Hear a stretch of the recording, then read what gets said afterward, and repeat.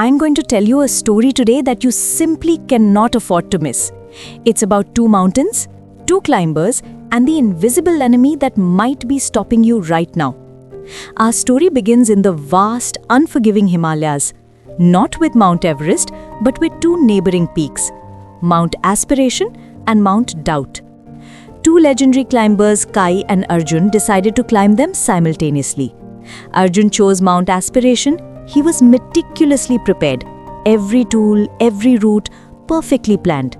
He started fast, confident, full of energy. For the first few days, he was unstoppable. He was textbook success. Kai chose Mount Doubt. This mountain was notorious, not for height, but for its deceptive trails, constant rock slides, and thick, disorienting fog. Kai started slow. Every step was cautious. He looked up, saw the peak shrouded in fog, and felt a cold knot of fear. 2 weeks passed. Arjun on Mount Aspiration hit his wall. The climb was harder than planned. The excitement faded, replaced by brutal reality. He started comparing himself to other climbers who had already summited. He started asking, is this even worth it? Meanwhile, Kai on Mount Doubt was barely moving. Then one day he stopped. He looked at his map and suddenly he understood. The real obstacle wasn't the rocks, the fog, or the height. It was his constant need to see the peak.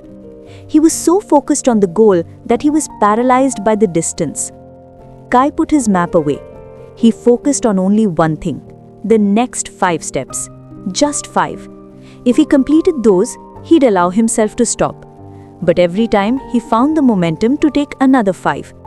He stopped worrying about the summit. He fell in love with the movement. A month later, the news broke. Kai summited Mount Doubt. He didn't climb a great distance every day. He climbed every single day.